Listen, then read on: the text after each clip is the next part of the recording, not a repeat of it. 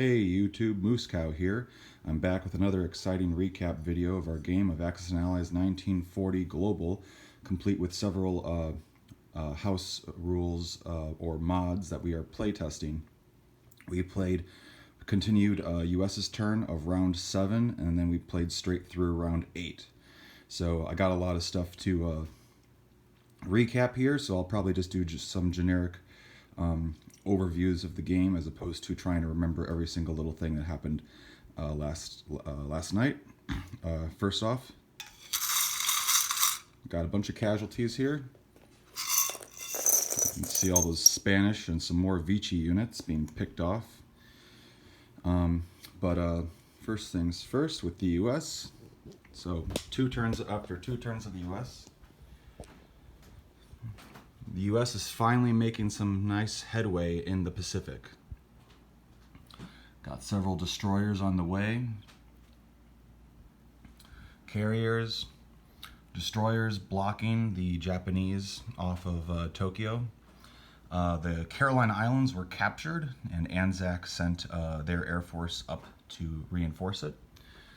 Japan, as you can see, has backed off of Australia, and he's fully Calcutta Crushing mode right now. China has been wiped out. Japan also violated the Mongolian rule, so the Mongolians are now Russian and are in the game. So that's fun. Gonna make this a little bit more interesting. India is heavily fortified with all sorts of tanks and mech, as you can see. More fast movers are on the way. The ANZAC and French are continuing to fortify in northwest Persia with their fighter helping out in Calcutta.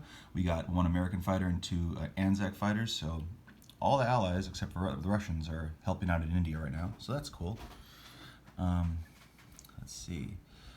He's continuing to build mechs and tank at all of his factories. He built another factory in French Indochina. I can't remember exactly when that happened, but I may have forgotten to address that if it was in a previous video. Yeah, as you can see, China's gone. So the turns just got that much faster. I'll just take this off. Okay. ANZAC is continuing to continue to be a fortress. Continuing to be a fortress. I also sent the destroyer that ANZAC built up to 33 as well. But yeah, I'm very happy with this. This is my first time being able to actually contain Japan to some degree. I am still getting in the or learning how to properly fight in the Pacific. It's definitely been something I've been working on and struggling with, and the usage of blockers is a huge help with that. So again, just to reiterate what technology we have, no new tech since the last time, the beginning of turn 7, or so round 7, the US, like I said, had gotten improved shipyards, so I've gotten 2 rounds of purchasing with improved shipyard prices. So that's nice. I got some laminated breakthrough charts down here for chart 1 and 2. They're printed straight out of the manual, and then I just chopped them down and laminated them. So they're double-sided. I can just pass them, to another player if they want to take a look at them. And then I've also printed out some of these little charts here. So just personal reference for improved shipyards if somebody gets them, and then they can just stick them. They can just stick them in their box if they want to, for their units like this. See, so I got this is how I have all my pieces organized. And then you can see the prices next to them. So, because, when you have a new player, you want to try and eliminate any questions as possible, make it as streamlined as possible. Ignore this little Marines here thing for now. That's something I want to add into another game at another point. But yeah, essentially you put this here, and then you can easily see what's changed. Anyway, enough of that. All right, let's see. Okay, kind of messed the board up a little bit. That's okay though.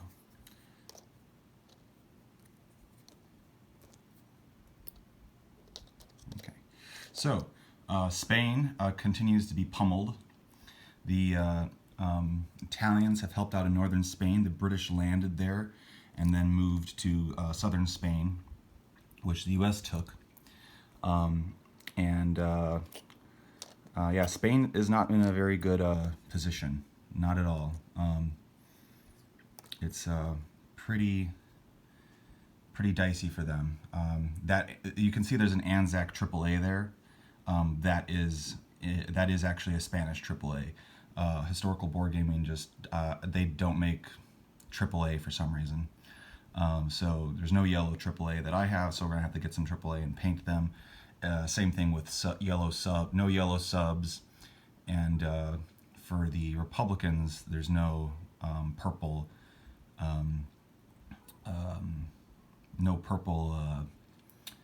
C units. So gonna have to paint some of those. I just use Russian C units because you can definitely tell they're not actually Soviet.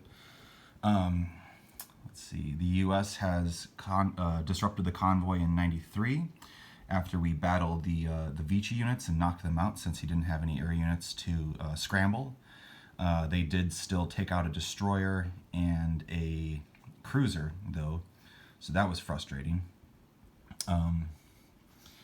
Let's see. Normandy was taken by the Brits. The Italians took it back. The U.S. bombed Western Germany. Western Germany was able to knock out one of them with AAA. And the U.S. also bombed Southern Italy, which was maxed out. He paid off 5, and I landed in Malta. The U.K. has landed in Greece and disrupted the convoy in, I think that's '97.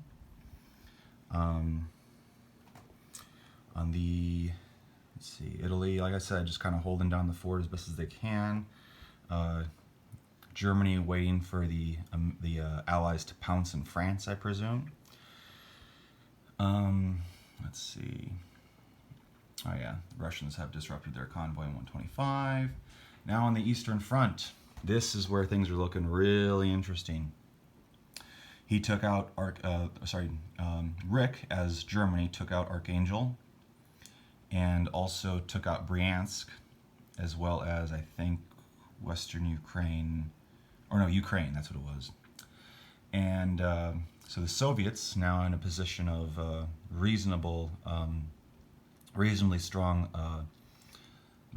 strong forces, are able to block and disperse. So now we got a bunch of units up in Vologda. He's been able to spread out some more to Tambov, built up in Stalingrad a little bit. Again, they're now at war with Japan, so everyone is at war. There's no political situation anymore. All those Mongolians will fight with the Russians. Yeah, we got looks like 9 tanks and 7, at least 10 artillery, probably 20 or so infantry there. We got about 9 infantry up in Vologda, and enough elsewhere. Germany did a strategic bombing raid on Russia, and Russia with five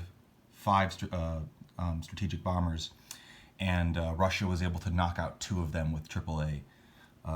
Great die roll, Mike. That's a big help.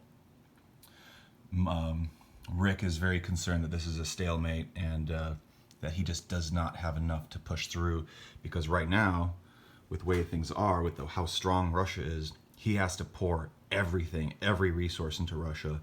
So mainland Europe is very barren at this point, other than what he's got in Western Germany and what the Italians are able to do. Southern France is totally bombed out. Mainland Paris is almost completely bombed out, since they're minor factories. So if he wants to build down there, he's going to have to fix it. And now the Italians have Normandy, so Germany can't place units there anymore. But yeah, that's what we're looking at at this point in the game. Again, we're playtesting. Oh yeah, and the Brits, by the way, the Brits down in Africa have been building up naval units. They now have 2 carriers, a couple subs, a bunch more destroyers. Let's see, got 4 infantry in North Africa. Obviously, Gibraltar was taken, or not taken, reclaimed, liberated. That's the word I'm looking for. They also bought a new strategic bomber, the Brits.